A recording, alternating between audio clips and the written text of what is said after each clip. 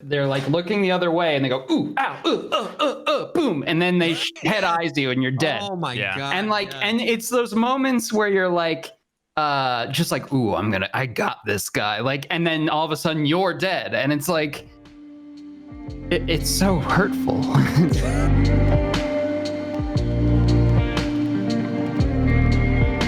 What's up, everybody? Welcome to the podcast, a show dedicated to talking about all the poggers things in life, like music, content creation, and video games, with a heavy focus on the first-person shooter Escape from Tarkov.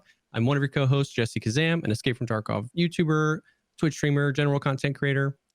And I'm Veritas, the guy who didn't just forget his entire identity. You're like, Yeah.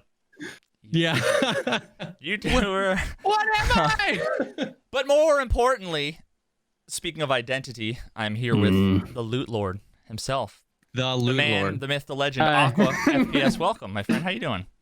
Thanks. I'm doing all right. Thanks for having me. I'm excited. Thanks for coming on. Yeah. Happy birthday, by the way, bud. Oh, God, I gotta go.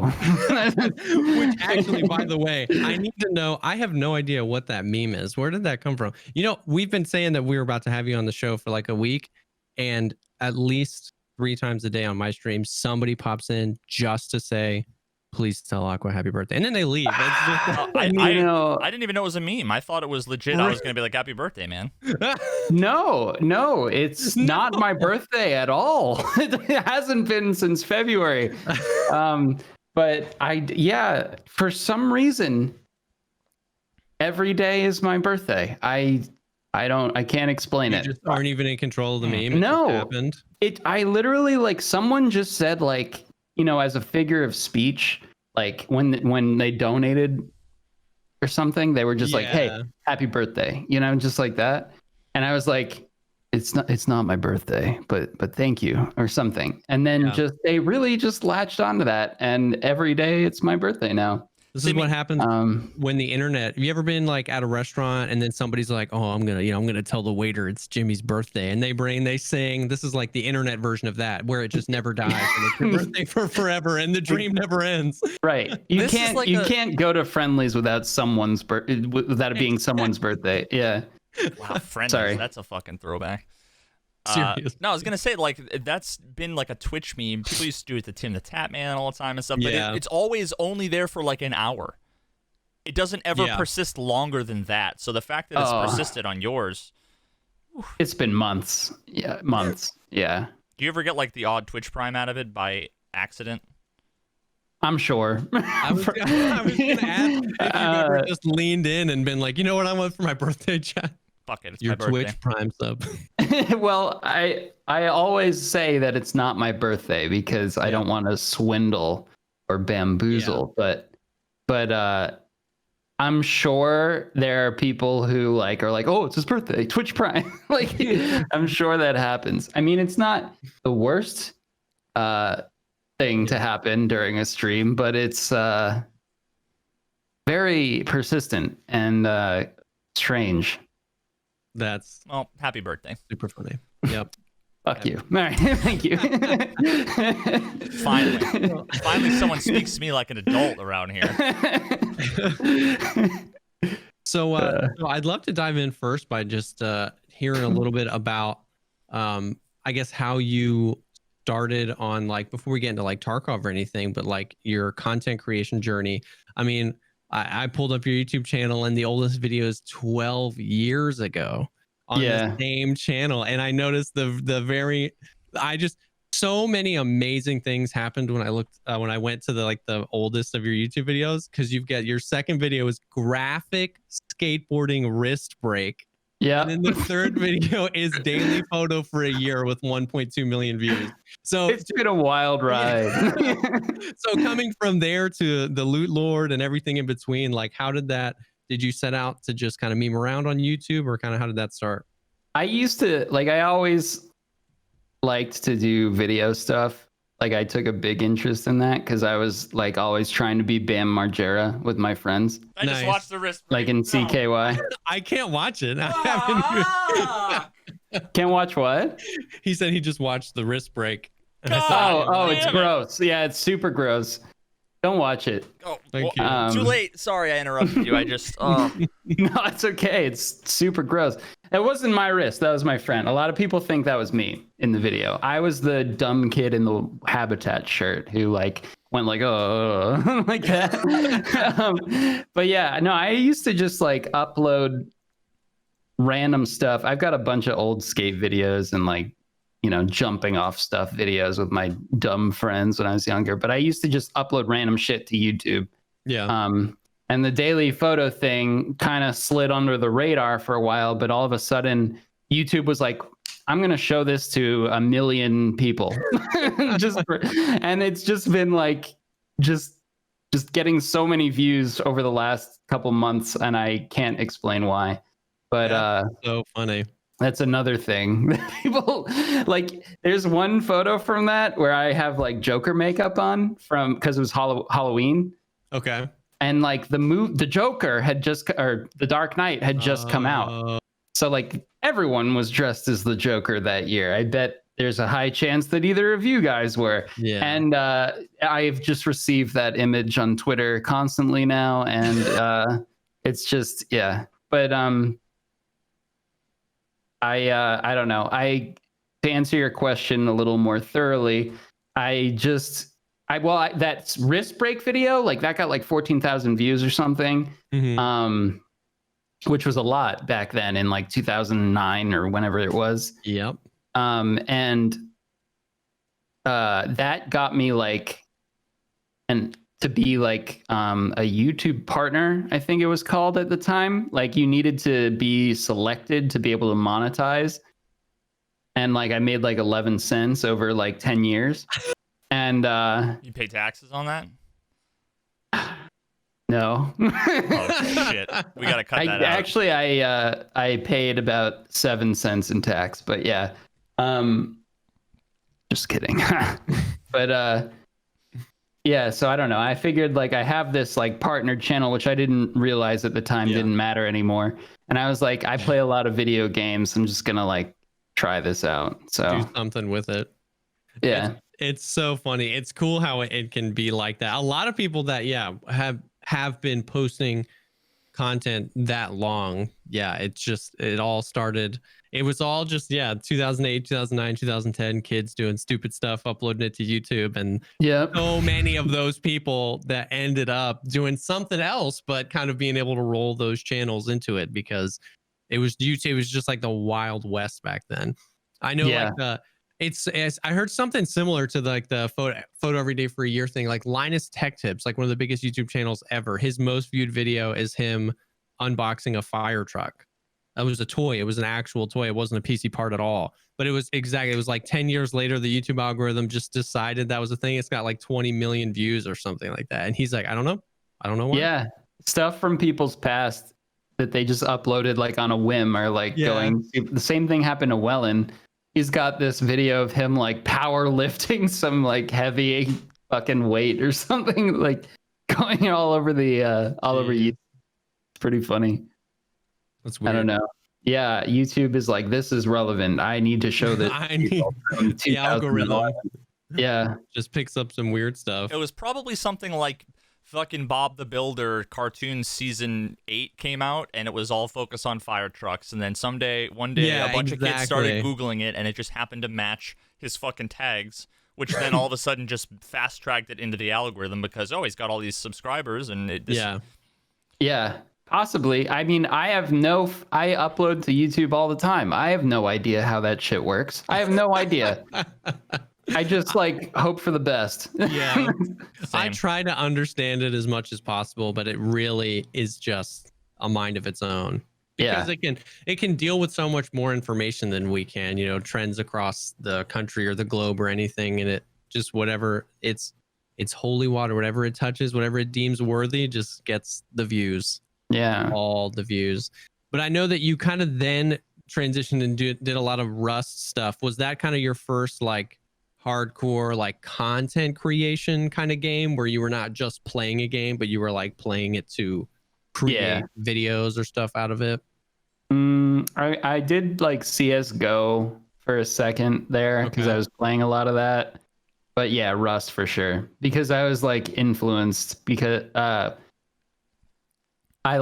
played a lot of Rust, like Legacy. And then like I discovered that people were like streaming Rust and like making videos on Rust. And I found like Sir Winter and Vertigo on there and watched their stuff, and they had like a different kind of take on like what a YouTube gaming video was, or for me at least. And they just like talked to people and goofed around and stuff. So I was like, oh, I want to do that. so I tried it, and yeah. That's cool. When did it when did you feel like it was turning into something that you could actually like do for a living? Like, was that pre-Twitch, or was that part of like hopping on Twitch too? Probably pre-Twitch. I like moonlit all this stuff for a super long time. Like I had like a full-time job, and like I would just like in my free time just like play Rust and record it, or like play whatever.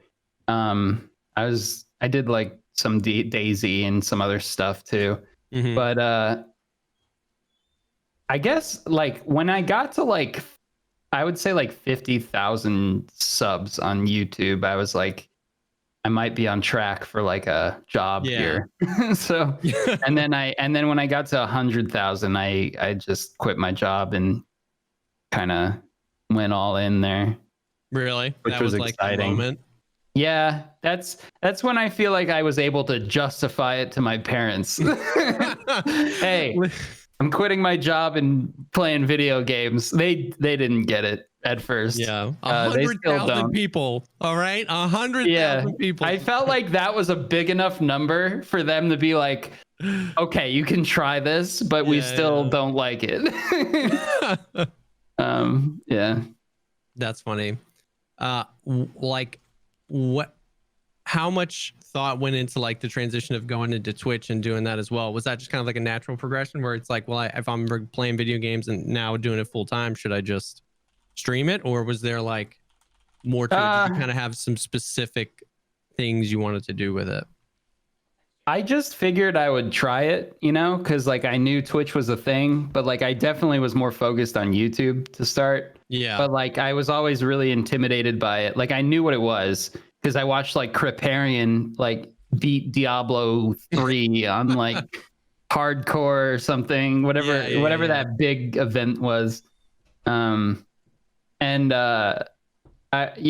watched like a lot of WoW on there and stuff. So like I knew about Twitch, but I was like, I didn't even want to touch that at first. And then because like it just seemed so hard to do. Like I'm not very like tech savvy. So like I don't know. I just eventually was like, I want to try it, and I just kind of enjoyed it and stuck with it, even though I was like super bad at it. Like I didn't watch any streams, not really. So like I didn't know how to act on stream. So I was just like sitting there being a fucking weirdo like the whole time. I don't know. How long ago? I guess. When did you start streaming? Like how long ago was that? Let's see. I would say probably in late 2017. Okay. Yeah. Don't quote me on that. I'm not sure.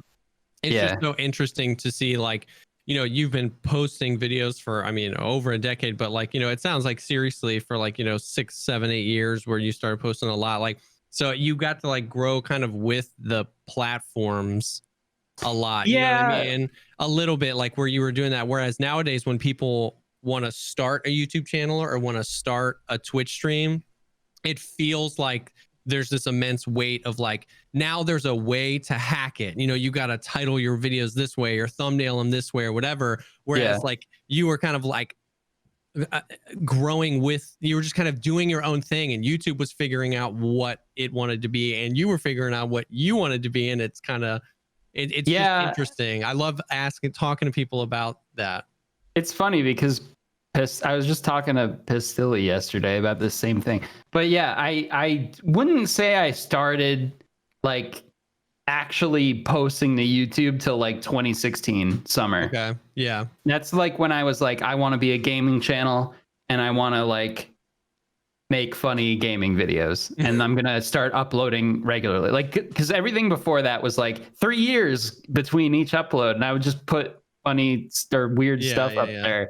And that's kind of more how it happened to me, or in my eyes. But yeah. I don't know. Because I know. I mean, it was kind of similar to like Veritas' story, right? Where you were just making Facebook videos for your friends. You know what I mean? There was no.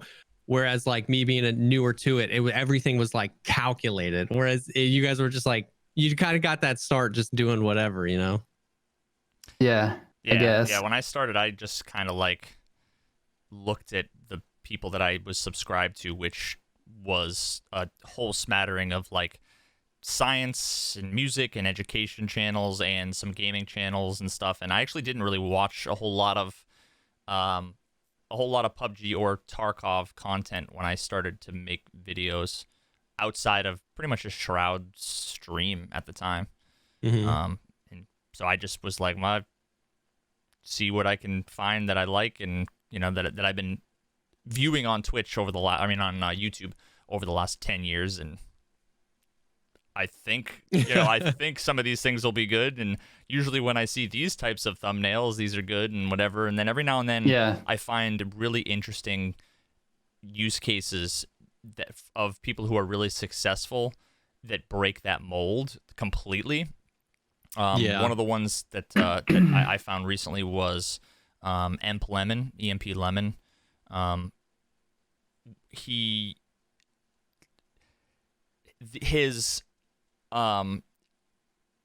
It's one of those interesting things where you see a lot of channels, and I'm one of them, that the average view count on their videos is lower than their subscriber number. And my guess is that it's probably like 3/4 of the views they get are from subscribers, and then like the last quarter is from non-subscribers.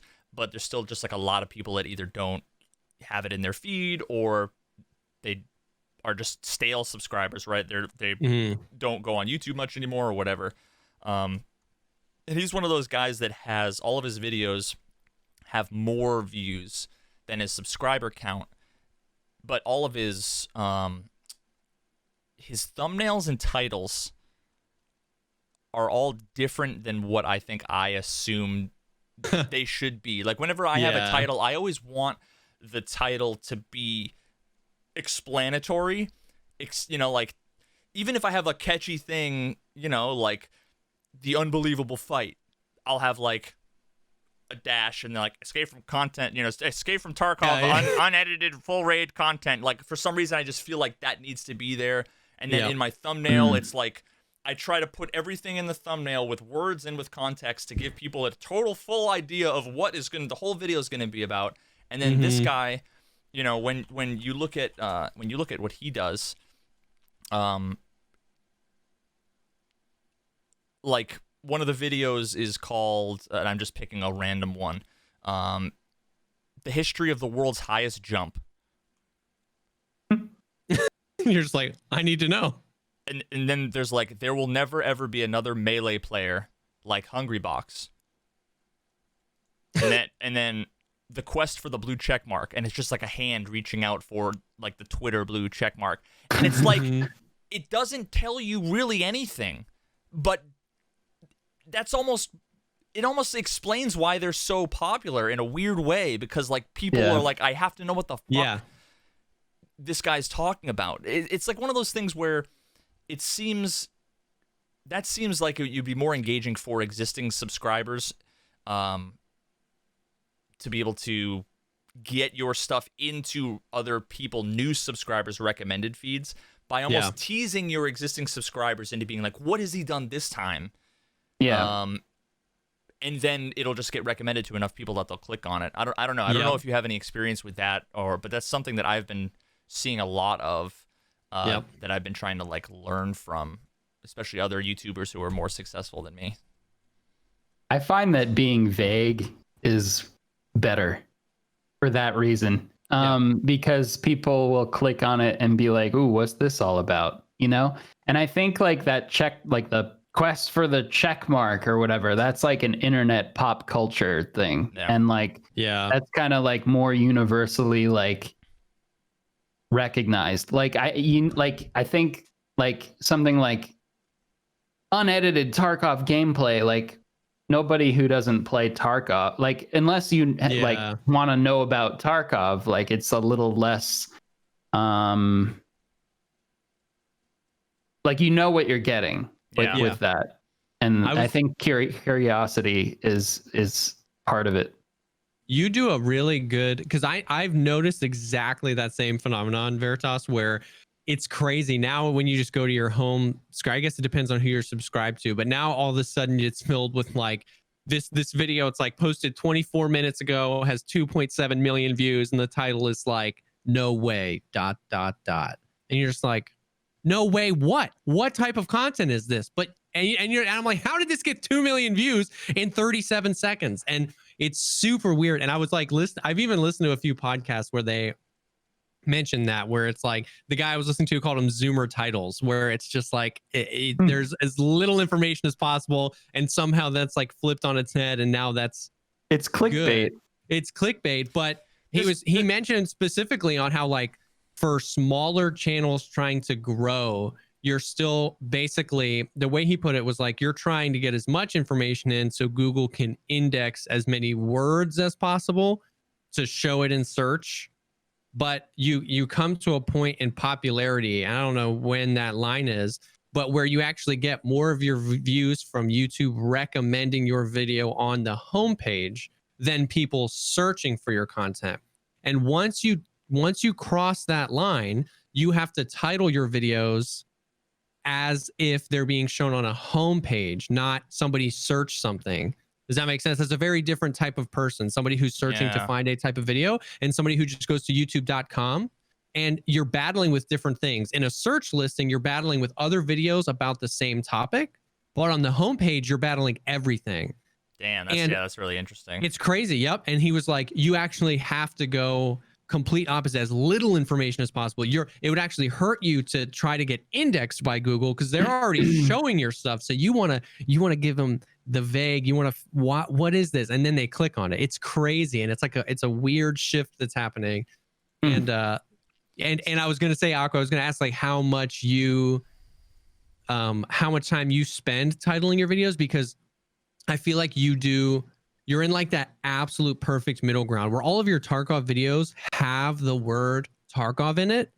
But exactly, I tend to get on the same side, Veritas, where I'm like, the greatest Escape from Tarkov reserve raid with an M4 I've ever had. Like I'm putting like all this information in, and yours are great, like a display of dominance in Tarkov. My final foe in Tarkov. It's just vague enough, but it still has the word Tarkov in it. Like I feel like you're like right on the money. Like, do you just do those just come to you, or do you spend?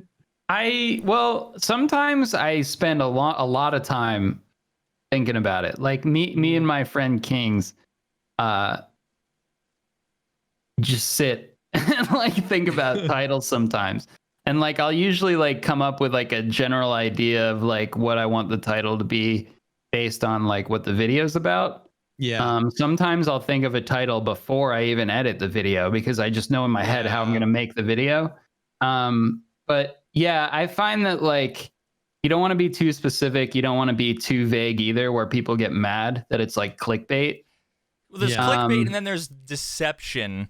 Right? Like, like, you have a girl with like a low cut shirt and you're like, look at what she does. And she like, there's no girls in the video, like that's clickbait that people, that's how clickbait started, was people literally just lying about the content of their videos. And then what ends up being good marketing, like cliffhangers and like things that pull you in, is now synonymous with clickbait, which was this thing that everybody's mad at unfairly.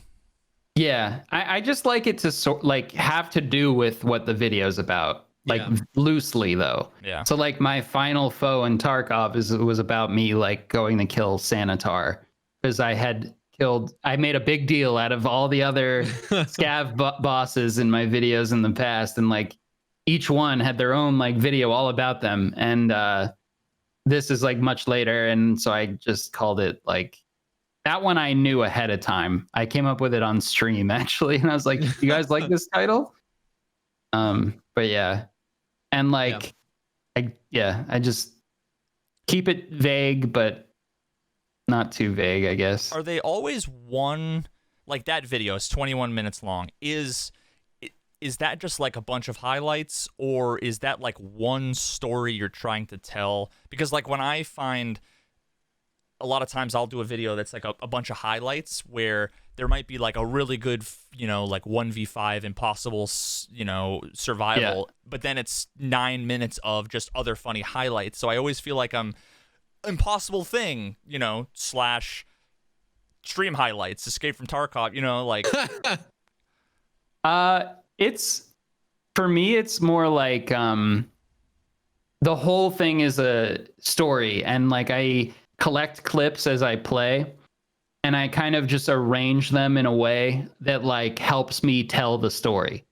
Or like funny things that happen. Like I do a lot of voiceover during my videos. So like I'll talk about like how like, oh, I learned this thing in Tarkov. Like I'll tell like a main overarching story and then like a bunch of little smaller stories like throughout the video. And I just kind of like use clips that help me describe what's been happening to me in the game and like what I'm trying to arrive at. I've wanted to try my hand at that content. I feel like it takes so much more time. But yeah, exactly. Telling like the story of you killing Sanitar. You didn't go kill him your first time, so it's clips of you trying and dying on the way, clips of you loading into Shoreline, a voiceover of you saying, we tried to do this and it didn't work, and I brought out this gun, and then it's you gearing up. Like you do that really well, where it's not just like one raid that you just like cut, but it's also not stream highlights either. It's like this story you're telling, and I feel like that is a really like solid type of content on YouTube. I feel like a lot of the other gaming channels that aren't necessarily about Tarkov that I like to watch are structured that way, and I always find myself like super zoned in on that kind of stuff. Whereas Veritas, in the past I've done very similar stuff where I have my brother, I just send him like a Dropbox full of clips and he just edits a video. Like I started doing those like one a week where he just spits out just like memes, you know what I mean? Superimposed stuff and all that. And I actually have found success. Like there was one clip where I whiffed a shot super hard, so I threw my gun on the ground and I ran away with my hatchet. And so I just took one frame out of that and I highlighted the hatchet, and the title of the video was "I gave up and became a hatchling." And it did really well, even though that was just one clip. I was like super proud of that title, and people didn't find that was clickbaity, or at least not the comments. No, yeah, for sure. So it is a balance, but that story-driven content, Aqua, is like it's so good, and I've been wanting to. How much time does it take you though? That's what I just feel. I've been wanting to do something like that. I mean, I guess you get better at it the more you do it, right? You kind of figure out a formula. Like I color code all the clips like based on like what like there's like sections of the video where I have a certain point that I'm making, and I kind of just go through my clips. I'm like, oh, I could use that here, drag it down. You use that there, drag it down, and then like I write out like a general frame or like a general guide of like how I want to piece it together just from like memory of the clips I have. And then like I'll go through and like kind of use that to help keep me on track. And like it takes probably like 10 to 15 hours of editing each one of those, I would say. I usually do it over like 2 days. Yeah. Or just a whole day. I just sit there. Like I'll get up, like sit down at like 10 a.m. and not move till like 10 p.m. and like upload and then like make it live the next day. Well, you never done that, Jesse? I have, not for my YouTube channel, but that's all I fucking did today for Hot Guns. Really? And I have almost no footage. That was just filling out a fucking Excel spreadsheet. I mean, I've done that. Like I used to be a videographer before I did this. So I've like, when I sit down to edit like a wedding that I shoot, I'll sit down for 12 hours, but I've never done that for a YouTube video. For me, it's all about, well, especially because when I started, once again, I started with, okay, so I didn't start doing this to make it a full-time job. Like I had no like predisposition that it's like, I'm going to be a YouTuber and a streamer one day. Like I just, same. But at the same time, I started late enough that I know that in order to really like kind of like get through, I almost had to think of it like that. That's also how I am. Even if it's a hobby, I like to just like fully big brain it and basically treat it like a job. That's actually how I get the most fun out of it. So if I still had 100 subscribers, I would be thinking about it that way. But so I went through being a husband, a father, having a full-time job. I went the YouTube route of like, how little time can I spend? Like, what's the perfect sweet spot between the least amount of time and the most amount of, like, I was talking to Geeksa the other day and he was like, if I was there with you, I'd punch you in the face. 9 out of 10 of my YouTube videos are recorded in one single take. I sit down, record the thing beginning to end, intro, outro, export, done. Like, but if you fuck up halfway through, do you restart? No, I'll just edit. I'll just like take a second, start from that sentence, move forward, cut that sentence out. You know what I mean? But is it off? Do you have it scripted or is it off the cuff? Like bullet points. Most of it's off the cuff. I just kind of have a structure of where I want to go with the video. I script mine out to the fucking word. Yeah, but some people that works, some people doesn't. But I've been wanting to like, but because of that, I'm kind of limited to the type of content. I do a lot of, guides, like, what this is why these guns are underrated in Tarkov. And you don't really need a script to be like, this is why. You just have to, boom, boom, boom, boom. And I can rattle that off. But then I watch content like Aqua's where I'm like, oh, he uploaded it. I'll just click on it. And then I'm just like staring at the screen 23 minutes later. I'm just like, well, when does he kill? You know what I mean? And I'm like, man, I want to do stuff like that. So I'm in that place now where I maybe have more of a opportunity to do that now that I am doing it full time. And I've just, I guess, yet to make that jump into that type of thing. Because I love it. I love consuming that content. Yeah. I mean, it's probably not like the most time efficient style of YouTube video, but like it's just what I like to watch personally, like stuff like that. So I just try and make like a video that I'd want to watch. Yeah. Personally. Tarkov's a unique game though. That being said, like I'll also find myself watching full raids uncut. Like I love that shit. Yeah. Like the game is just so, and like I usually have pretty bad attention span, but that game is just so it's just nice to look at, and like the looming suspense at every turn is just like enough to make it really engaging. I hate watching fucking Tarkov content. Really? Dude, I fucking hate it. These days I've had so much of it that I don't even like watching my own. I get that. I mean, you've been how long have you been playing Tarkov, Aqua? Like 10 months. Seriously. Okay, yeah. I messed around in it a few times before that, but yeah. So, I mean, you've been playing Tarkov the longest. I do feel, though, that to your point, Aqua, Tarkov definitely represents a unique slice of gaming content on YouTube, because I found the same thing. I almost was like, not pushed, but like kind of backed into eventually putting entire raids on my YouTube channel, and they do really well. A lot of times I would do clips or highlights or whatever, and a lot of people, would comment like, show us the loot. Like, what did you get out with? What did you work for? You know what I mean? Or a lot of people are like, how did you get into that situation where you were surrounded by 2 or 3 teams? And I remember having like a really good raid, and I was like, you know what? It's just for science. I'm a small enough channel that if I'm not going to mess up the algorithm, I was like, for science, I'm just going to cut, export, and just boom. You know what it is? It did really well. And the comments were like, oh, it was so nice to be able to see how, okay, you spawned there. How did you move through the map? How did you get to that situation? You killed 6 PMCs. What loot did you get out of it? How did you manage that loot? And people were like really digging it. So now I like putting that kind of stuff on my YouTube channel. When you get that raid where you extract and you just know, you know what I mean? You're like, that was a raid. Yeah. It's super interesting. Every raid is like a little like story, there's like a start, a middle, and an end. And like, I think that's why it's such a fun game to watch on stream too. Like every raid is its own little packaged story, and it's just the pacing of the game is like really good in that way. And like, each raid is like 25 minutes or so, which is like the perfect length for a YouTube video. Dude, so it's like, it just makes sense. Yeah, it's true. It's true. If you play it right, and actually Anton does this so well. I can't tell you how many times I pulled up Anton and he's like extracting from a reserve raid with like 17 seconds left. And he's like 180 kilograms. He just has literally everything. And if you played but he goes into a raid playing, I don't know if it's conscious or subconscious. I think he's smart enough that he does it consciously. He goes into a raid. I don't think he does anything on purpose. It's all accidental. He plays Tarkov for that.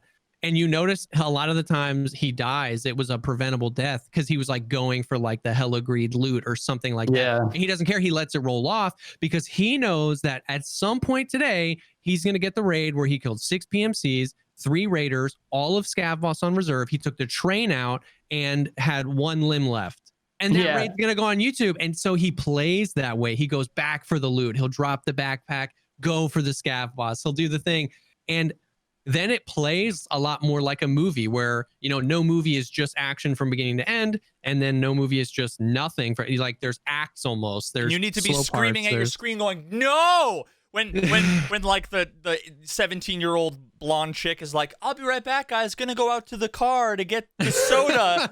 And you know that 4 people have just been killed. You're like, what are you doing? You need people to scream at the monitor. And Tarkov is good for that. It is. So that's kind of a perfect transition. I was wondering how because you said you've been playing for about 10 months. So that's kind of towards the beginning of this year. Well, you've known of and dabbled before.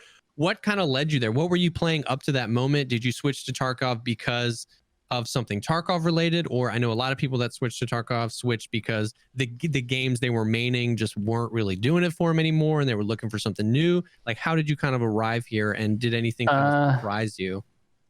Yeah. I kind of like I mentioned, I messed around in the game before, and like, the game just pissed me off more than anything at first, because like I just didn't understand like why I would just like get the drop on somebody, start shooting at them, and like nothing would happen. They just like wouldn't die. And I actually made like a few like angry Tarkov videos where I was kind of like expressing that I was very frustrated with the game, and like I was like, this game is like stupid, and like basically, and I still think that to an extent. Yeah, I mean, let's be real. But no, you don't say. Yeah, but I guess like I started playing like right when it wiped, not this past one but the one before that. Okay. And like I for some reason, I still don't know why, I just decided like I haven't touched this game. I was playing WoW Classic before all this, by the way. And I was like, I randomly was like, you know what? I haven't thought about this game in a very long time, Escape from Tarkov. I was just looking for something like to do a video on. And I was like, yeah, that was kind of funny. I'll try that again. And I actually did like a community post on my channel, like right before that wipe, like, hey, thinking about doing another Escape from Tarkov video. Like, what do you guys think about that? And it was just like a weird like premonition almost. Like I just like started doing these videos, and like it was during the Raider event before that wipe. So I was like really annoyed because I kept getting killed and I didn't understand why I couldn't kill the Raiders. Yeah. So I just like just decided I would make a YouTube video like being annoyed about at the Raiders, and like I kind of lost my train of thought. Shit. Oh yeah. And then so I had a couple of other friends who were playing WoW with me that also were playing Tarkov, and they kind of like explained to me like how it worked and showed me that there were like quests and like tasks. Sorry. It's like calling calling a clip a magazine or whatever, whatever it is. I don't know. But and then like I figured out that like the looting is like it's almost like an MMO. Like it's like wow, like you go in and you have to find these rare items and you have to like complete these tasks and like you level up your character and you know all that stuff. And then I kind of like fell in love with it. So that was kind of a draw, like some of those RPG mechanics where you're having to find rare loot, you're having to level up your character, there's some sort of benefits or whatever. Like was that part of what kind of like, it's not just a first person shooter, but there's those little RPG mechanics for sure told you. Yeah, no, and I also liked the like kill another player and take their shit mechanic. Like I played a lot of Rust, like everybody likes that. But yeah, it was that like really fleshed it out to be like one of my favorite games like ever. So yeah, that's a nice little combo. It's like two elements of two different kinds of games that I love in one. So you said you've been playing for 10 months? Yeah, like you know when like right before that wipe happened. I guess that was like 10 months ago, right? It's probably about a year because that was a 0.12 wipe, which happened I think in October. Gotcha. All right. Okay, so yeah, like a year. Yeah, right around a year. You guys are both babies. Tarkov. Yeah. I've been playing for 2 years now, and I feel like that's when I started playing. Everybody had been playing since the alpha. Like I came late, and I've been playing for 3 years, and I was way late to the show. Exactly. But now 90% of the players like started in 2020. It's a complete flip on its head. I had played a little back then. Yeah. Just like for 2 hours, I would play the game and like put it down for another 6 months. Just like I used to just pick random games and like be like, I want to make a video on this and like play it for a little while and like then put it back down. But I didn't get sucked into it till that wipe. So it was kind of almost like a surprise to stick with Tarkov so long because it was more just for 1 or 2 videos, and now here you are, the loot lord himself. I remember when you were at least, it was probably around 10 months or a year ago. Because I wasn't familiar with. I mean, there's like I always feel bad saying this as if like I don't think anybody's actually going to be offended because there's 800 bajillion YouTubers and content creators, and it's like there's a lot of people that you just haven't heard of. There's a lot of people, yeah. And I just remember there was a 1 week period of time where my chat was just like filling up with random people constantly mentioning you and talking about like the loot lord and all this stuff. I'm like, who the fuck is this guy? There's a really funny.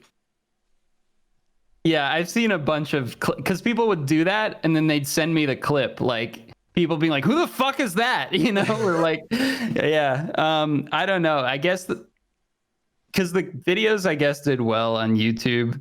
And then kind of like went to the Twitch scene and like people just wouldn't shut up about it. I guess I don't know, but I think a lot of sorry. No, it's all good. It's I always try to give like folks the benefit of the doubt because it's way more awkward for content creators when like you know somebody's like, hey yo, they go into someone's channel and they're like, you should go duo with this person, and then 20 other people are spamming, and it's like I don't want you to think that you know. Oh God, the same thing just happened to me. Please, like, don't like.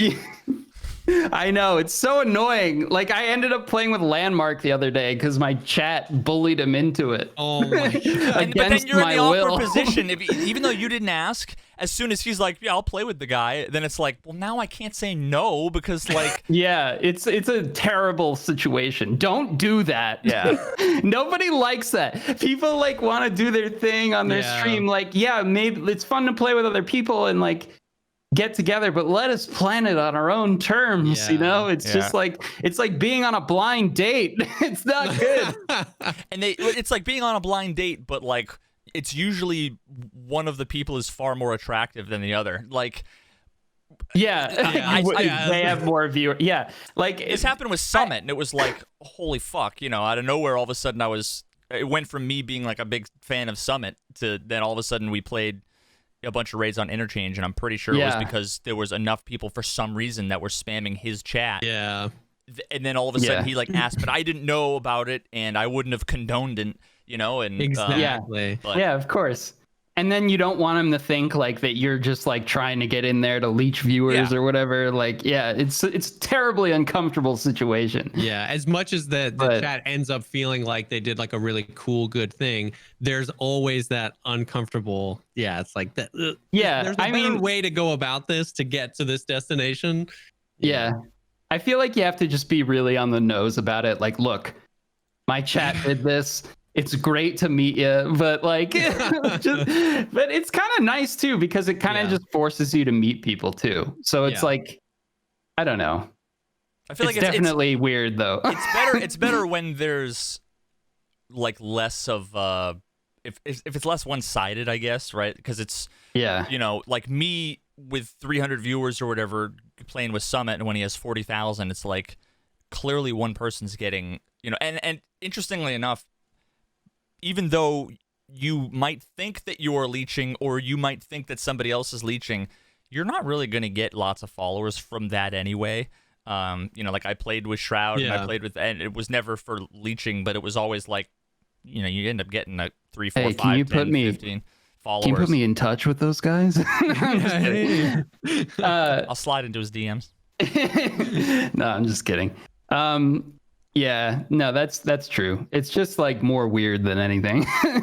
Yeah, 100%. It's just another perspective that I think like non-streamers don't have about streaming, where they just see certain things that they either do or say as, even though they mean well, without realizing there's a lot of awkwardness and like. Yeah, and we're fucking gamers, for God's sakes. We're not good at socializing. That's why we do this. And it's like, it's just so much harder because of that. Like, come on. This is why we sit at home at our computer in the dark. Absolutely. Amen. So just two people like that being forced together by, and then having thousands of people watch it. It's just a recipe for disaster. And then being like, we did this. We helped you. No. Why aren't you thanking us? Yeah. Well, now that look what we did for you. Yeah. Now that you've kind of been in it and you've been through, I mean, I guess 2 proper full-ish wipe cycles. I mean, we don't know when the game is going to wipe, but like now that you've kind of been in the Tarkov, I mean, did you get Kappa both times? No. I discovered the task functions too late. Or decided. I decided that I cared about them at least too late, because I was busy trying to learn what the value of toilet paper was, like most of the first wipe that I played. Yes. So like the second wipe, once I knew the cost of toilet paper, then I really dove in and like, I want to get the Kappa. That was the key though. Once you find out the true value of toilet paper, you can kind of graduate from there. Yeah. No. And I learned about the scav bosses, and I was like, I thought that would make a fun video, so I just wanted to kill them. Yeah. And I didn't even know you would have to for quests later. So I just like wasted so much time killing them before killing them, and then it's like, okay, go ahead and kill Killa now. Yeah, pretty much. So yeah. Do you feel like what are your kind of like general thoughts on the game now that you've kind of been in it? Because I know, I mean, at least for most people, for me, you've got that like almost everybody that starts Tarkov hates it at first, because it's just it gives you an atrociously low amount of information about what you're doing, why you're doing it, why your bullets don't kill them, but why you get one tapped nonstop.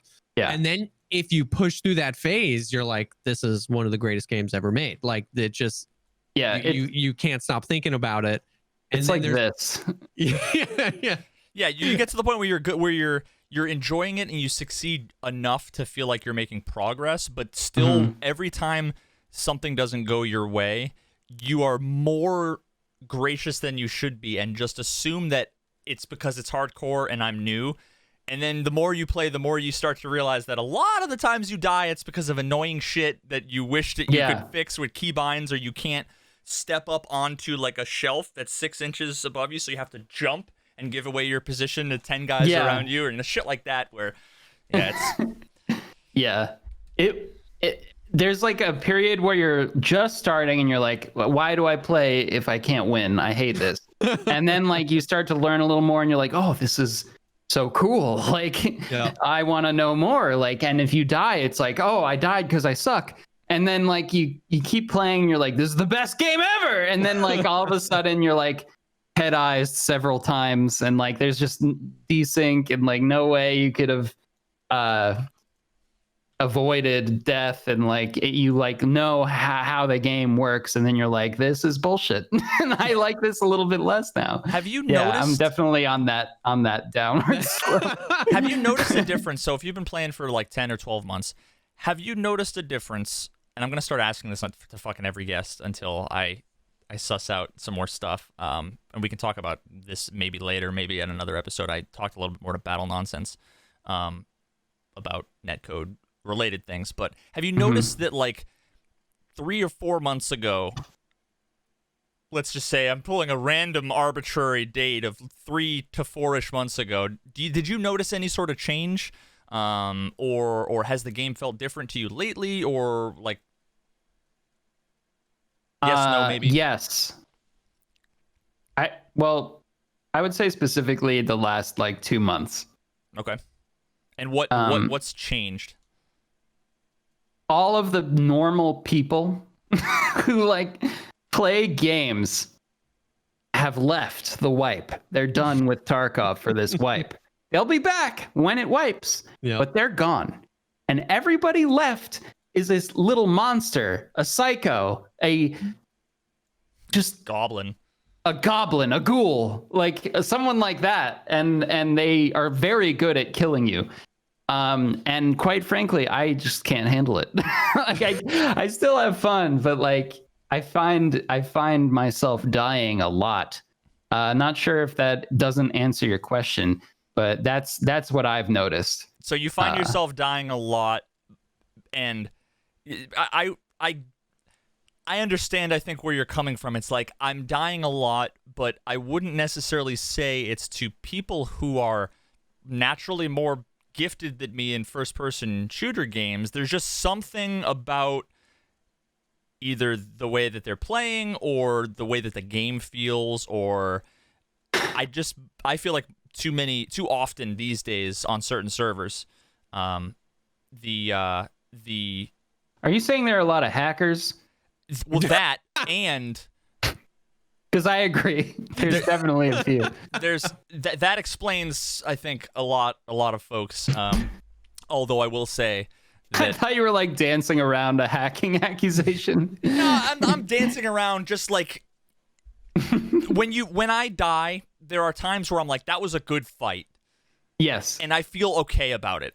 And then there are other times where I'm like, something feels, and it's really hard to articulate. Yeah. Where I feel like I should have won that, and it's not like an entitlement thing so much of like, I didn't make noise. I knew they were there. They didn't know I was there. I had to jump on them 98% of the time. 6 months ago, I would have killed that dude and I would have been out of here. But for some reason, something fucked up that whole scenario, whether it was in desync or, the guy teleported or whatever. All the time. And I think it's like, it's less even, and me and Veritas have talked about this quite a bit on the podcast. So I think what he's saying is like, it's less even of just saying there's been an increase of hackers or even just saying there's an increase of desync, but there's an increase of scenarios where you just feel like something's not right. Yeah. And sometimes it's obvious desync. Sometimes it's obvious hacking. And then sometimes it's not obvious anything. It's just weird. It still feels wrong. Yeah. And I think that's a good thing too, where it's like, and some people just get all like, we're being so dramatic. But when you play video games as often as we do, and it's one specific video game, like I have no problem throwing up a GG's and be like, dude, that guy hit a shot. Like I thought I had to jump on him and he flicked on me. Like, yo, GG's, bro, you hit a shot. And then there are some times where it's just like, yeah, he killed me. I don't think he cheated. It didn't look like obvious desync, but something just felt weird about that. You know what I mean? It's when you're like, you have the good bullets in your gun. You're not missing. You're shooting someone. And like, I did this pantomime on my stream the other day, but blood splatter, you get hit in the upper body and it makes you do this. It doesn't mean it was a headshot. Or you'll see other things that I have a bunch of clips for where someone will strafe out and you'll be ready for him to strafe out, and it's just like you after the fight you just kind of whiffed and you're like, what the fuck was that? Yeah. And you see that because whether or not it's packet loss or ping or internet connection issues, but if you look, they're on the side of the door, and then all of a sudden they're 2 feet to the left of the door, and then so you're like it's like trying to kill an aim speed hacker in like PUBG, where they're just zooming around and you're just kind of like, you're playing a crazy game. It's like that, but it was so subtle that you didn't realize how much they were just a hard target to follow, Yeah. It's like putting magnets that are opposing together. Like it's almost like sometimes the guy you're shooting at is like magnetically opposed to where you're aiming your gun. Like you just can't like get on them. Yep. And then all of a sudden you're dead and you don't. Yeah. You're just kind of like left with your mouth wide open, just like what happened. Yeah. So I will say all the time. All the time. Are you in NA? I'm familiar with it. Are you in NA, Aqua? Okay. I don't know if you're East Coast or West Coast. East. So I would say whether it's on stream or off stream or whatever, because people will, at least in the Tarkov community, viewers will flame you for pretty much anything you do, no matter what you do. But yep. I would say try some West Coast servers, and try, if you can, depending on what your ping is, Europe servers. Just pay attention to how things feel across NA West, NA East, and Europe, and let me know what you notice, because I've noticed quite a bit of interesting things over the last 3 months, and I want more people's opinions on this. Okay. Which, by the way, I told you the other day, the last week, Veritas, that I had switched to some more like Midwestern, I guess, servers. Dude, I had like 3 really good nights, and then the worst week of Tarkov of my entire life. The desync was so bad. So how far west did you go? Did you go all the way to the coast? For me? Because, yeah. Yeah, like I choose Seattle and fucking California. And because, I mean, my ping is only 80. I'm on my East Coast, but I can connect to London and get 90 ping, or California and get 80 or 90 ping. Yeah. So I need to mess around more. I need to jump around more, because I went to some other servers too and had some of the worst desync I've ever experienced ever. But that was after having a few days of like really, really solid type performance. So I don't really know. I don't have a big enough sample size yet, I guess. I've just been rocking that auto like the whole time. I was playing with Castilla yesterday too, and he was like, I'll invite you because I have specific servers selected or whatever. And I was just like, I didn't really realize that people like chose servers. Like I've heard people talk about it, obviously, but I didn't realize like, I thought it was just like during like high traffic times, like during wipe, people pick certain servers and stuff. I just, now hearing you guys talk about that as well, maybe I will pick some. Maybe I will. Yeah, maybe I'll have a better time. You can sort by ping. I would just give it a try for a couple hours, as long as the ping doesn't jump up and you don't get like kicked or whatever. I noticed that I won't sully the experimental data that's already. You don't want to give out that secret. That's already your servers that you like. You don't want the bad boys in there. Yeah, give it a try and let me know. Definitely follow up with me if you're able to try, because I want to know what you think. I'm gonna start West Coast. See how that goes. Right on. Yeah. So I mean, it's been interesting for sure. It's one of those. We're just at that point now. Yeah, we're like, the magic of Tarkov is still there, but at the same time. Oh no, Jesse died. I'm so sorry. Oh, okay, wait, he's back. That was a proper, just full down internet. Yeah, that was sorry about that. That was a prap whore. A prap whore. It came back pretty fast. That's nice, at least. It just went away. Try clicking that like participants thing again. Maybe like check and uncheck it. I can't. What the fuck, mate? Hi. Oh! Oh no! No! Severed head. Oh no! I notice your Vans shirt. Yeah. Did you skateboard? Why? There's two of you now. Well, I tried. Dude, what is... I tried to. I was never very good at it. Let's just leave it like this. Why are there two of you? But yeah, there you go. I really, really wanted to skateboard. I just wasn't very good at it. Yeah. I landed a pop shove at once. It was the greatest moment of my life. Pretty cool, though. Oh, I keep forgetting. I have to have film me doing a 360 flip. Oh, yeah, for Sensei, right? Yeah, see, the thing is that you can still do it? Well, I mean, I can... if you give me 100 tries, yeah, I will land one. Yeah, I'm in the same boat, I would say. And then if I happen to only show the one that I land, it looks like I can just land a 360 flip. 100%. The problem is that I do 7 or 8, and then my legs start burning and my lungs hurt, and I have to go inside and eat Ben and Jerry's. Yeah, and I can't do anything for the rest of the day.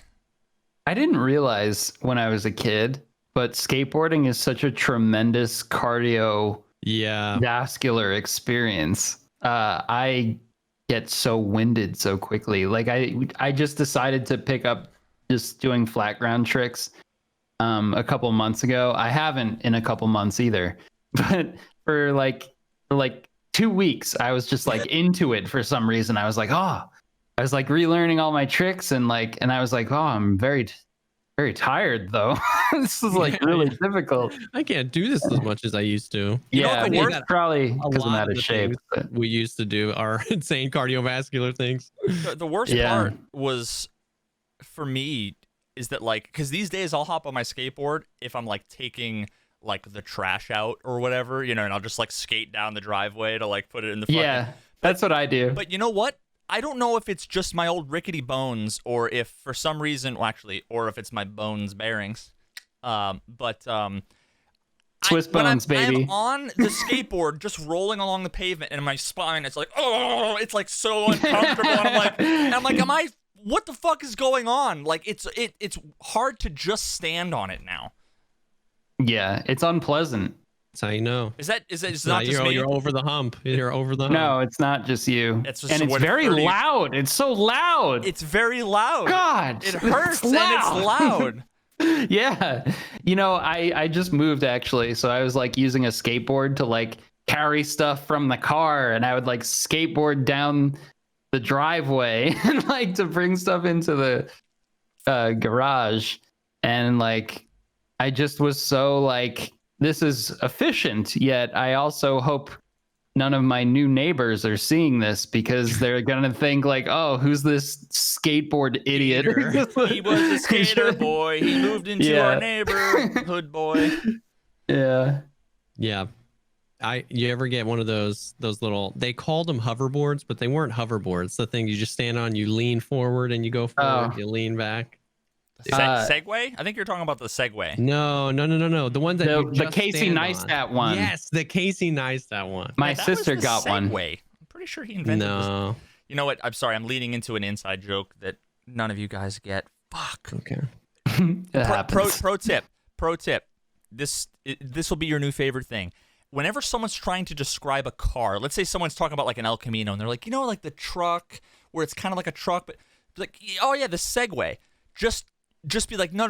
No matter what, just be convinced without any doubt. Yeah, they're just I know what you're talking about. I've seen them. It's a Segway. People, it's the best kind of pain and suffering you'll see in someone's eyes. You can inflict on someone. I was literally livid with you just then for doing that. I hated that. You absolute mother.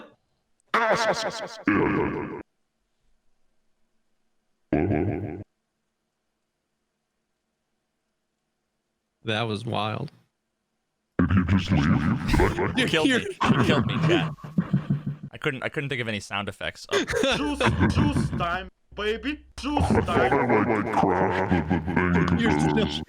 You're still on your voice, by the way. Oh. Oh fuck! I was pushing the wrong button. You weren't. I thought he knew. I thought he knew. No. That's why you got I messed that up. Wait, let me do that again. Yeah, I don't actually say it when I do it. I I fucked that up. I was hitting the FX button. Hold on, Veritas. You ass mother.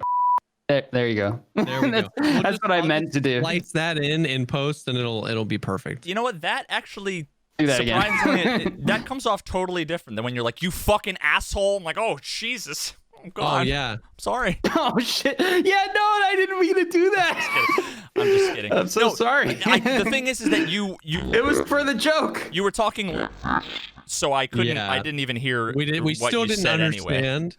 But it was that probably was just really weird and stupid. Then that's yeah, it was. Yeah. It was... He's on to Whoops. something, chat. A clue. Oh, yeah. What were we talking about before my internet so really? Skateboarding? Oh, I don't know. Well, we were talking about skateboarding, that's for sure. I don't know, something Tarkov related. I don't know. Are you moving forward? I guess so. I don't know. There's a lot of stuff going on that's like we were saying, that a lot of situations that are frustrating. At the same time, though, what are you like looking forward to the most? Like, was there anything in 12.8 that really like stood out to you? Is there anything? Even like past that vision, like, I don't know, are you excited for Tarkov to go open world? Is there anything in the game that you might say, hey, you know what I mean? Things are feeling weird. I might still play it or put it down, but I'm still insanely hopeful because of, you know, X or something. I'm on board with Tarkov for the foreseeable future. Like when it wipes, I can't see myself not playing it. Yeah. But it's sad, right? Yes. I can't see myself not doing it. I never wanted to like focus on one particular game so much with my channel, but it just always happens.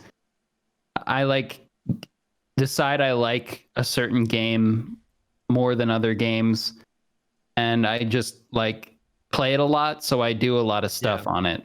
And that's kind of what happened with Tarkov. And to answer your question, I'll just say the blood thing I think is going to be cool. Like trailing blood after, because like so many times I'll shoot someone and they'll just weasel away and I'll never see them again. Until they shoot you in the back of the head. Right. And I think that would be nice.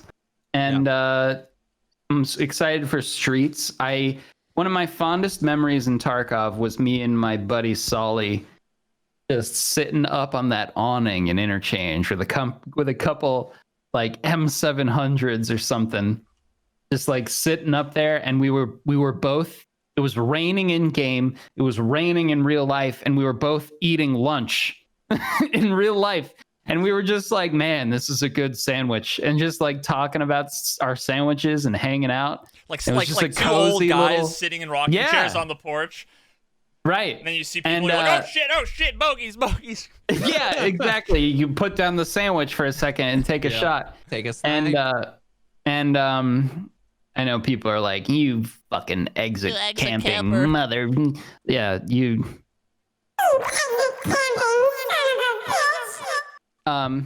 We were just chilling, dog. All right, chill. Just say Shooter Born in Heaven. You'll get away with it.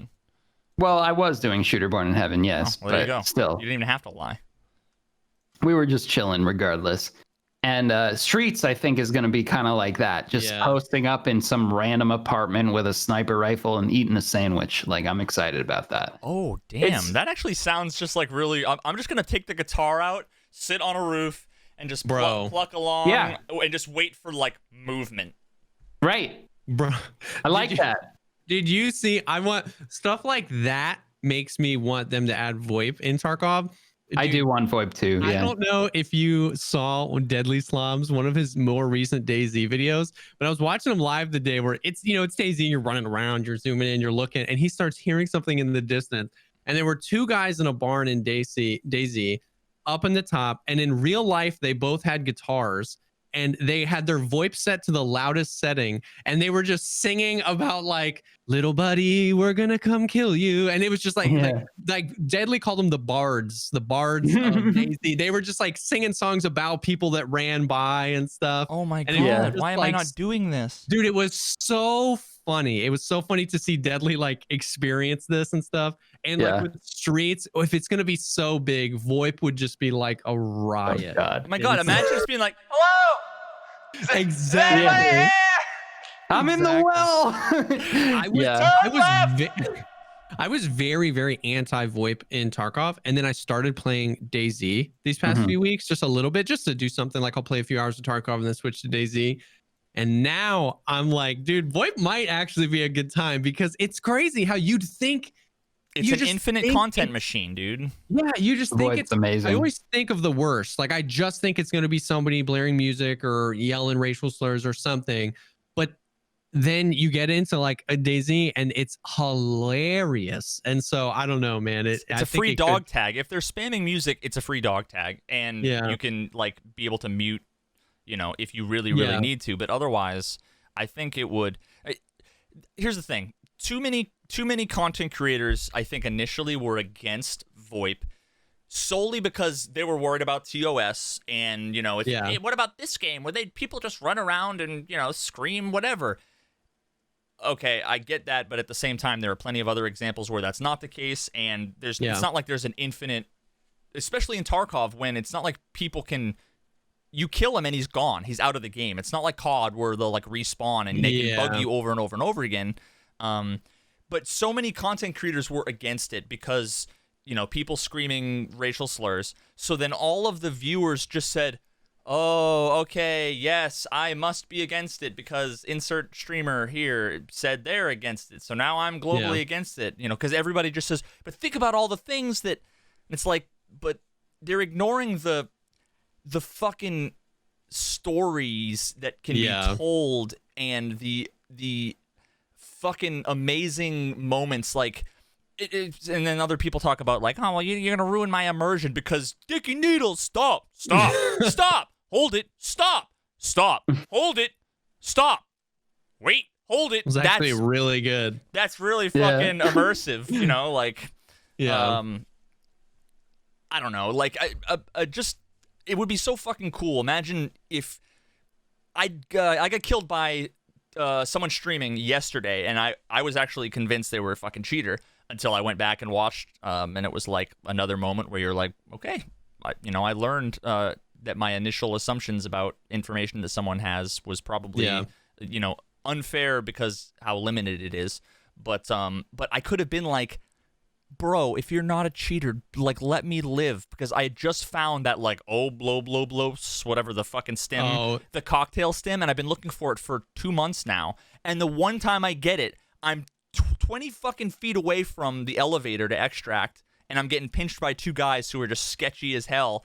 They just heard me, and I didn't realize it, but I would have just been like, please, and it would have been possible that they'd be like, nah, dude, we got your back, we'll cover you, you know what I mean? Yeah. But you can't do that when it's hold your fire, stop, hold your fire, like. Yeah. VoIP will change the game a lot. Every encounter will have some sort of verbal exchange, almost everyone, I think. And because you're in a stalemate a lot of the time in Tarkov when you're fighting. And like, I think there's going to be trading. I die instantly, so I wish sometimes, like in dorms, I play a lot of dorms. That's why. So like, there's going to be people trying to trade. There's going to be a lot more teaming, like on the fly with strangers. Yeah. There's going to be imagine you found in raid, you'd be able to trade items. I never even thought about that. Imagine being like, dude, I've got this. I've got the folder, intelligence folder. Like, I don't need it for a quest. Do you need it? Because I can drop it for you. Like, holy shit. Do you think, though, that, like, and this is just a genuine question, because, like I said, I used to be very anti, but I'm coming around to thinking it would be, like, amazing. Do you think, though, that, like, because in a game like DayZ or Rust or something where the whole point is like perpetual survival, right? It's just like just stay as alive as long as you can. In Tarkov, the only thing that I see is like there's no reason to like stick with that person really for a super long time, because like in DayZ, you know, if you're going to be on that character for weeks, there's only so much loot you can carry. You don't need anything else. The experience is the thing. But in Tarkov, because it's centered around this offline stash where getting your ruble count up is the most important thing. If you're at the campfire extract, there's no reason for me not to kill you. Like there's no reason for me to not just take more of your stuff, make more money when I get back to the thing. Whereas like a game like DayZ or Rust, that's just not even really what it's about. Do you think that Tarkov needs some sort of shift or incentivizing that type of play style? Or do you think maybe it'll just happen naturally if the raids get longer, maps get bigger, and more players come inside? Do you think that will kind of naturally start to flow into that realm? Yeah, I think bigger maps, longer raids, more maps being connected. So it's like more of a like, you have to like find food on the go, and like because you're gonna get hungry because you're in there so long, and like it's more of a survival situation. And I think that like in Tarkov now, like when someone is like, you know, trying to be my friend, I just fucking shoot them, because there's no VoIP, so you don't form like an actual connection with them. Yep. Yeah. There's no reason to care about them. But with VoIP, I think that if you like actually like talk to each other, they're less likely to like turn on you, and like you might actually like make a friend. True. God forbid. Yeah. You know, it's like imagine how many trolls in Twitch chat if they had to turn on their fucking webcam and their microphone rather than type it. If they had to look you in the eyes and say the thing to you, how much trolling would go down? I just feel like you get a little glimpse of that every now and then, where like sometimes I'm shooting at a guy and then we're like at a stalemate, and then I'm healing and I'll say like hold your fire, and then they'll say hold your fire, and then I'll be like hold your fire like 27 times, you know, like knives only, okay, and then all of a sudden it's like other people come, and then all of a sudden now it's fucking 2 people against. It's fucking amazing. That's happened. That's happened before. It's the best. And it would be better if we could talk. It's kind of true. And the more that I think about it, because I'm just kind of like processing through it, the more I think about it, it's less that the game needs to incentivize you, but more it's just the natural human connection is the tie that binds. It's that like I don't want to kill you like now because you seem funny and we're having a good time. And it's been funny because like I don't know if you guys have experienced this or heard this, but it feels like how many times over the past few months have people said that like PvP is like a terrible way to make money? Like PvP there's no way you can make money PvPing. It's the way to make money in Tarkov is looting. You know what I mean? Avoiding combat altogether. It's avoiding combat and it's looting. So like I popped into like Hyper Rat's stream, who he placed really high in the Pestily tournament, and he's got like 650 million rubles. And I was like, how, like first I was like, where do you get, you're a god at this game, like you're killing everybody you see, where do you get most of your money? And he was like, oh, I leave most of the PMC loot behind, I just go for the loot. You know, he goes reserve and he hits the, you know, all the military tech. So in a way it is actually, it's almost going to be more of like an emotional hurdle to get people to trust people, because Tarkov for the 3 years it's been out has been KOS. Just if you see him, kill him. Yeah. It's going to be that. But the game is almost set up that way, because another great thing is not only just trading, but it's like, do you have the key to this room? I have a quest and I haven't found the key yet. It's like, oh yeah, I do. And I already did that quest. Let's go. Like stuff like that can happen. So I actually think you might be right, where it might not need any sort of external incentive. It's kind of built that way, where looting is profitable.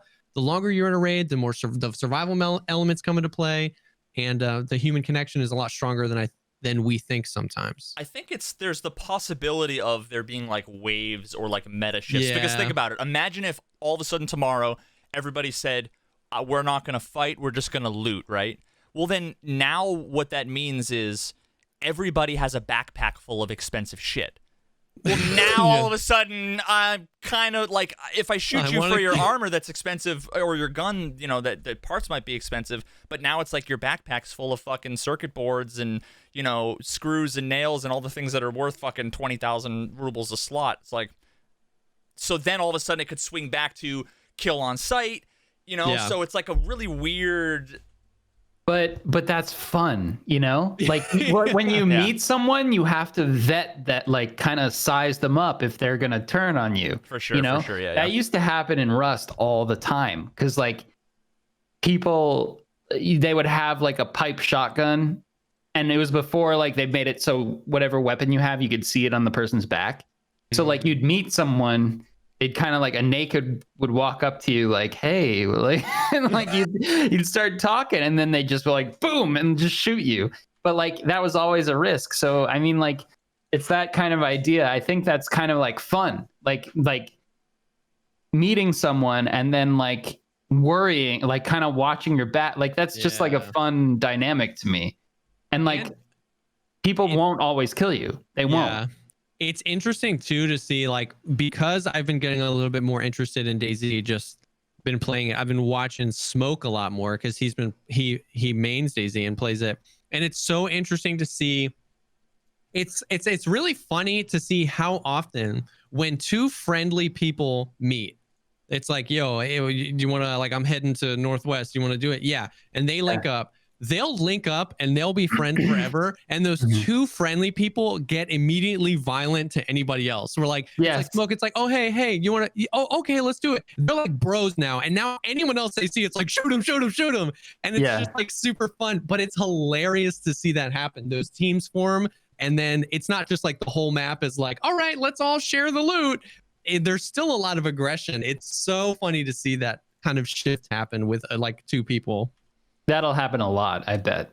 I agree, yeah. Because people like don't like to play by themselves sometimes, so they'll find that one other person to kind of like have that like almost like you just feel like now that we're together, we're gonna like dominate now, you know, that kind of dynamic. So I don't know. I think it'll be fun, dude. I think I've like completely flipped my script on VoIP. Like I think in time for Nikita to decide that he doesn't want to. It's not gonna happen. I know he's been so back and forth on it. There's good arguments for both sides, for sure. It's just what do they want the game to be? If there's a button where you can say turn VoIP off, which is already in the menu, if you go to your audio settings, it's already there. There's already a slider for in-game voice volume or whatever. Yeah. Then I see no reason why. Yeah. If you don't want it, turn off. And that's kind of what I said, even when I didn't want it. I was like, if they add it and they just give you an ability to turn it off, it kind of doesn't hurt anybody, you know? Yeah, you could still play the exact same way with it off. I think it goes back to, personally, I completely agree with what you were just said, Aqua. Before that was like, you said it just depends on what they want the game to be. Like that. Yeah. I mean, so it's like, that's just what I want to know, you know what I mean? Because like there's a lot of like really cool big picture vision stuff on the table, open world, huge servers with 40-50 players, maps getting connected, survival mechanics. For since I've started playing the game, there's been a radiation symbol over my health. Like, am I what? Like, is there like so all this stuff just kind of looms around and we don't know. And I think that's kind of like, at least personally, what I would love to see is like some sort of direction, just like this is kind of where we want to go with it, and what we want in the game and what we don't. And I get that it's a living, breathing thing, but at the same time, I'm sure they kind of know where they're going. You know what I mean? Yeah, I'm sure people's opinions sway it a little bit too. Like there's a ton of people who are like, yes, if it's open world and like more survival, like it would be the most amazing game with like people looting things and bringing them back to their hideout and meeting people and trading and negotiating and like, hey, do you have the key to this door? Like you said before. And then there's plenty of people who just like it as is. Like they love that like isolated raid situation. Yeah. I would just it's like 50-50, I think. Maybe I might be making that up, but I don't know. It would be a totally different game. Yeah. In each direction too. So I don't know. Yeah. But I guess we'll see. I feel like we'll have to have Aqua on again. I feel like there's so much more shit I want to talk about. Dude, I would love to. I would love to be on again. This is a blast, and I'm glad you went from just this rando dude who was the loot lord, that everybody spammed. That I'm like, great. Is this somebody I gotta fucking loathe, or you turn out to be fucking radical, awesome dude? Yeah, it's just goofing around. But thank you. Yeah, no, I think some people were like, who the fuck is this asshole now? Like, what kind of fucking like completely self-centered asshole name who refers to themselves as something like that? But yeah, it was just shows up and starts I am the loot lord. I'm like, I've never heard of this guy. Who the fuck are you? Yeah, exactly. It was a total self-deprecating joke, but people didn't realize that, obviously. But yeah, well, that's what happens when it's your birthday. Yeah, every day. Jesus. Everybody, can we Feels birthday man in chat for Aqua? Thanks, man. I appreciate you. You don't have to do that. Yeah, no, thanks for having me, you guys. This was fun. It's nice talking to you for, an extended amount of time. Absolutely. Yeah, thank you so. I mean, we love just shooting it with people, not just about Tarkov, but it's also cool to get everybody's perspectives on the game and what they're excited for. So yeah, thank you so much. Yeah. And to everybody that's hanging, thank you all for hanging with us. This is a weekly show. This podcast, if you missed part of it or whatever, will be on Spotify and all the audio platforms later in the week or early next week. And the video will be on my YouTube channel early next week as well. And if you don't already, please, AquaFPS, the little thing right here, Twitch, Twitter, YouTube. Please go check them out. Amazing. You're too kind. Come on. Seriously. I mean, you know the Loot Lord already, but just in case the 7 of you that are watching, please go check them out. So it's a weekly show. We'll be back next week. We've got a lot of cool stuff planned in the future. And until next time, we'll catch you on the next one. Peace. Bye. Bye.